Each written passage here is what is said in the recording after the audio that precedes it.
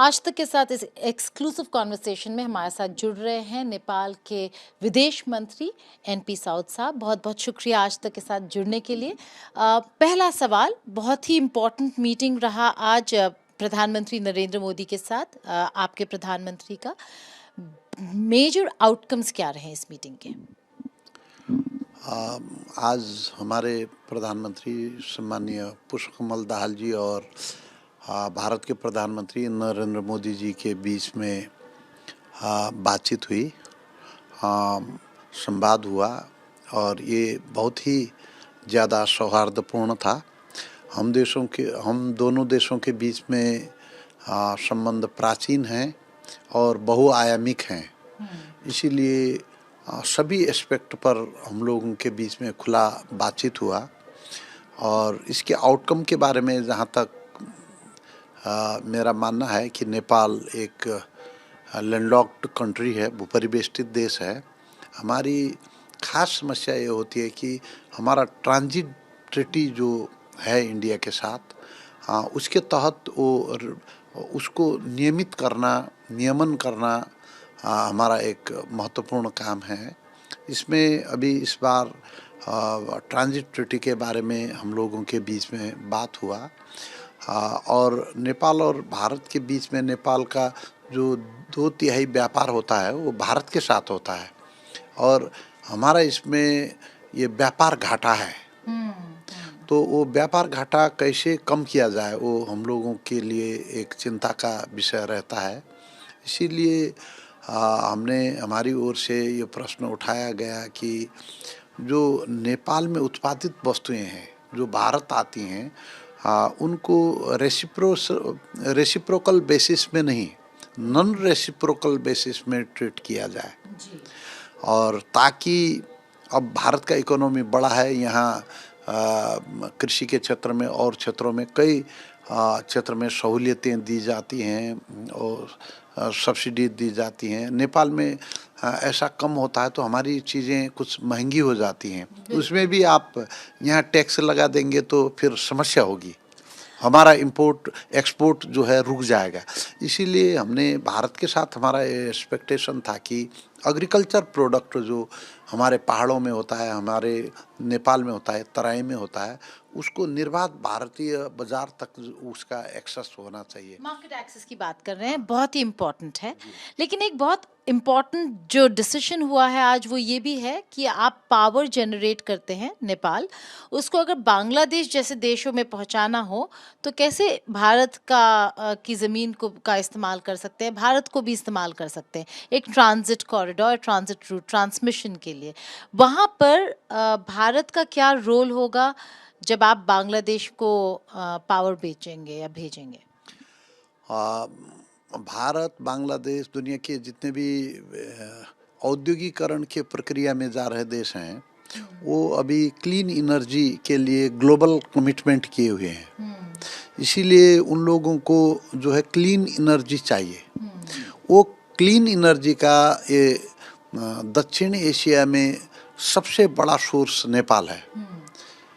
जितनी भी नदियां हैं हिमालय से आने वाली वो नेपाल के थ्रू आती हैं और जैसे कि विद्युत प्रोडक्ट करते वक्त दो चीज़ें महत्वपूर्ण होती हैं। एक तो पानी का मात्रा कितना होता है वो महत्वपूर्ण है, दूसरा पानी का वेलोसिटी कितना ज़्यादा होता है वो महत्वपूर्ण है। पानी का जो गति है, वेलोसिटी है, वो कितने तेज़ गति से पानी नीचे की ओर बहता है उससे डिटरमाइन होता है। अब आप को मैं अनुरोध करना चाहता हूँ कि हमारा हाईएस्ट लेवल से लेकर हमारे देश के हाईएस्ट, दुनिया का सबसे हाइट वाला रेंज भी हमारे देश में है, वो हिमालय है और वही 60-70 मीटर्स ऊपर है हमारा जो है समुद्री सतह से हमारी सबसे नीचे वाली ज़मीन। तो ये इन चीज़ों के बीच में मात्र बहुत छोटा स्पान जो है दुनिया में एक अभूतपूर्व चीज़ है। वहाँ हाइड्रो इलेक्ट्रिक प्रोडक्शन की व्यापक संभावना है और इसलिए हम चाहते हैं कि भारत उसके पावर के जनरेशन में इन्वेस्टमेंट करे, पावर के ट्रांसमिशन में इन्वेस्टमेंट करे, पावर के ट्रेड के लिए हमें बाजार दें। और ये भारत की आवश्यकता भी है। भारत को कई हज़ार मेगावाट की ज़रूरत है। मैं कुछ दिन पहले मैं बांग्लादेश गया, वहाँ की महामहिम प्रधानमंत्री जी के साथ हमारी मुलाकात हुई, तो उन्होंने कहा कि बांग्लादेश में पावर का बहुत बड़ा जो है आवश्यकता है। वहाँ कुछ लोगों से साथ हमारी बातचीत हुई तो उन्होंने कहा कि बांग्लादेश जो अभी ग्रूमिंग स्टेज में चल रहा है, उसके पीछे हम लोगों ने जो पावर प्रोडक्शन किया, पावर ने सभी सेक्टर पे काम किया। हमारे यहाँ उद्योग बढ़े, लोगों के घर में खाना बैठना, विद्युतीकरण की प्रक्रिया से लोगों का जीवन स्तर भी आगे बढ़ा। इसीलिए विद्युत में जो हम लोगों ने उत्पादन में जो लगाई है, उसका प्रतिफल के रूप में विकास आया। इसलिए आज भी यह ज़रूरी है कि नेपाल में अगर बिजली का उत्पादन हो, विद्युत का उत्पादन हो, तो उसके लिए बांग्लादेश जो है अनलिमिटेड एक मार्केट है जी। वैसे ही भारत भी हमारे लिए एक बहुत बड़ा मार्केट है। भारत को उसको ज़रूरत है, बांग्लादेश को उसकी ज़रूरत है। इसलिए हम भारत के थ्रू ट्रेड करना चाहते हैं जी। कल्चरल एक्सचेंजेस की बात करें तो रामायण सर्किट जो है वो बहुत इम्पोर्टेंट है भारत और नेपाल के बीच। बहुत बातचीत भी हो रही है उस पर। आगे काम या जो मूवमेंट है, फॉरवर्ड मूवमेंट रामायण सर्किट में कैसा नज़र आ रहा है आपको? रामायण सर्किट हमारे लिए बहुत महत्वपूर्ण है और भारत के प्रधानमंत्री मोदी जी ने जो वहाँ जाके इस सर्किट को कंप्लीट करने के बारे में भारत का जो सहयोग की बात उन्होंने की है, उसको नेपाल सरकार ने बहुत सकारात्मक रूप से लिया है। वहाँ धर्मशालाएँ बनेंगी, वहाँ खेलकूद का स्टेडियम बनेगा, लेकिन हमारे लोकल स्तर में वो प्राथमिकता निर्धारण करने के लिए कुछ वक्त लग गया है। कुछ लोग कहते हैं कि वो धर्मशालाएँ जो होटल की तरह बहुत बड़े बड़े स्ट्रक्चर का बनना चाहिए कहते हैं, कुछ कहते हैं कि स्टेडियम बनना चाहिए कहते हैं, कुछ और चीज़ें डेवलपमेंट की इंफ्रास्ट्रक्चरें बनना चाहिए कहती हैं। तो उसकी हम लोग बहुत जल्द प्राथमिकताएं निर्धारण करेंगे और वो मोदी जी का जो ग्रांट उन्होंने इस संदर्भ में देने की बात की है, उसको हम लोग प्रयोग करेंगे। इसके लिए सैद्धांतिक रूप से हम आगे बढ़ चुके हैं, उसको हम आगे बढ़ाएंगे। रामायण में जो सीता हैं वो हमारी बेटी, नेपाल की बेटी हैं। हमारे यहाँ एक कल्चर है, हर साल जो है वो हमारे यहाँ हर साल अयोध्या से बारात आती है, जनकपुर आती है, जनकपुर से सीता जी का ब्याह होता है और फिर बारात ये अयोध्या जाती है। ऐसा कल्चरल चीज़ें हैं जो दुनिया में अद्भुत हैं, इसीलिए हम इस चीज़ को आगे बढ़ाएंगे। वैसे ही लुम्बिनी सर्किट को भी हम आगे बढ़ाना चाहते हैं। एक नया सर्किट भी हम खोलना चाहते हैं, जैसे कि भारत का उत्तराखंड जो धार्मिक रूप से महत्वपूर्ण है, उसके और सुदूर पश्चिम नेपाल का सुदूर पश्चिम जो प्रोविंस है, उसके बीच में एक स्कंद पुराण में एक मानस खंड की अवधारणा है। इसीलिए हमने इस बीच में महाकाली नदी, जिसको आप भारत में शारदा नदी कहते हैं, उसमें दो तीन पुल रखने के बारे में हम लोग बात कर रहे हैं, कोई रास्ता बनाने के बारे में भी बात कर रहे हैं। उसमें नेपाल और भारत की यूनिवर्सिटीज़ भी काम कर रही हैं। आपने क्योंकि उत्तराखंड का जिक्र किया तो फिर बाउंड्री डिस्प्यूट जो है उस पर बात करना ज़रूरी है। बहुत इम्पॉर्टेंट स्टेटमेंट्स थे दोनों प्रधानमंत्रियों की तरफ से कि अब एक बड़े ऑर्गेनाइज्ड मैनर में मैकेनिज्म के द्वारा बाउंड्री क्वेश्चन जो है उसको रिजॉल्व करने की ज़रूरत है और किया जाएगा। आपको क्या उम्मीद है कि कब तक या कैसे ये पूरा जो बाउंड्री क्वेश्चन है, बॉर्डर टेंशन होते हैं भारत और नेपाल के बीच में, वो कैसे ख़त्म हो सकता है और कितने जल्द हो सकता है? क्योंकि ओली सरकार के दौरान जो रिश्ते हैं काफ़ी ख़राब हो गए थे भारत और नेपाल के बीच बाउंड्री को लेकर। एक चीज़ मैं आपसे कहना चाहता हूँ कि नेपाल और भारत के बीच का रिश्ता प्राचीन कालीन है। इसलिए एक आदमी के वक्त ख़राब होना या दूसरे आदमी ने उसको सुधार करना जैसी बात नहीं है। हमारा रिश्ता जो है पीपल टू पीपल बेसिस में भी है, सरकारों में भी हमारा रिश्ता है, प्रणाली के शासन प्रणाली के दृष्टिकोण से आप देखेंगे तो हम लोग दोनों डेमोक्रेसी पर विश्वास करते हैं, दोनों ओर डेमोक्रेसीज हैं। इसीलिए मैं आपसे अनुरोध करना चाहूँगा कि नेपाल और भारत के बीच में कई चीज़ में समानता है, सहमति है और कई चीज़ों में हम साझेदारी भी करना चाहते हैं। विशेष करके विकास के मामले में हम साझेदारी करना चाहते हैं। अब हमारे यहाँ कुछ साल पहले से एक बाउंड्री वर्किंग ग्रुप हमारे नक्शे के बारे में, हमारे बाउंड्रीज़ के बारे में काम कर रहा है। ये ये वर्किंग ग्रुप ये इश्यू जो हालचाल आया था उससे बहुत पहले से काम कर रहा है। उसमें कई ज़्यादा जगह जो है, लगभग 80-90% जगह पे वो स्ट्रिप नक्शा भी वो बना लिया है। दोनों देशों के बीच में उसमें कई जगह सहमति भी हो चुकी है। कुछ जगह हैं जहाँ सहमति होना बाकी है। वो सहमति होना बाकी जगह पे हम लोगों को बातचीत करना चाहिए।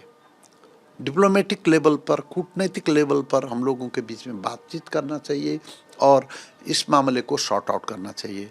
इसमें नेपाल और भारत के दोनों देश के प्रधानमंत्रियों के बीच में बातचीत हुई है और जो भारत के प्रधानमंत्री मोदी जी ने कहा है कि सीमा से लेकर और जितने भी हमारे बीच में सहमति में पहुंचने लायक जितने भी मुद्दे हैं उनको सॉर्ट आउट किया जाएगा नेगोशिएशन से।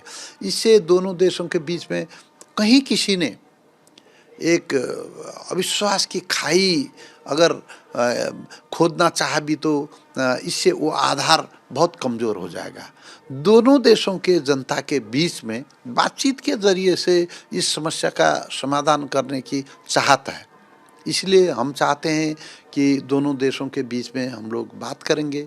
बात डिफरेंट लेवल पे होगी। कई कमिटियां हैं, हम बाउंड्री वर्किंग ग्रुप्स हैं, जॉइंट सेक्रेटरी लेवल्स की कमिटीज़ हैं, हमारे मजिस्ट्रेट और चीफ डिस्ट्रिक्ट ऑफिसर भी बात करते हैं, सेक्रेटरी लेवल पर बात होती है, मिनिस्टर लेवल पर बात होती है। तो इस बातचीत से हम लोग इस चीज़ का जो है हम समाधान कर सकते हैं। भारत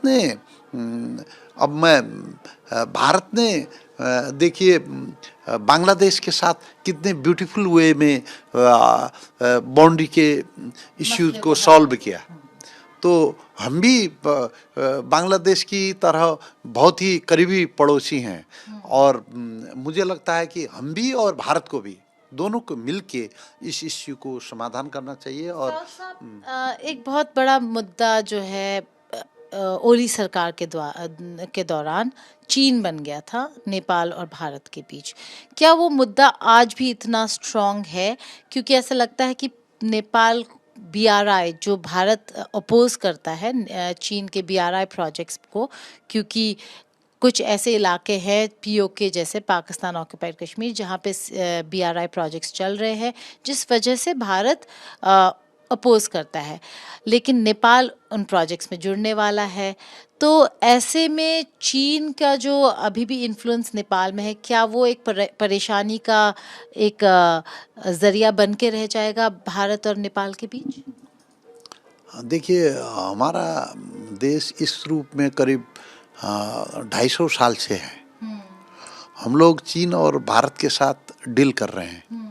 कोई 1400 किलोमीटर सीमा हमारी चीन के साथ जुड़ी हुई है और 1800 किलोमीटर सीमा हमारी भारत के साथ जुड़ी हुई है। हमारे भारत के साथ जो है शासकीय प्रबंध का मॉडल के संदर्भ में, जनस्तर के संबंध के संदर्भ में, व्यापार, पारवहन, कई किस्म के इंगेजमेंट हैं, कल्चरल इंगेजमेंट हैं। वैसे ही चीन के साथ भी हमारे अच्छे पड़ोसी के संबंध रहे हैं। इसीलिए भारत हमारे बारे में ये समझता है कि इसके चीन के साथ संबंध के लिमिटेशन क्या है। चीन भी ये समझता है कि भारत के साथ नेपाल के संबंध के लिमिटेशन क्या है। हम भी ये समझते हैं कि किस लिमिटेशन में बैठ के किसके साथ हमारा संबंध कायम रखना चाहिए।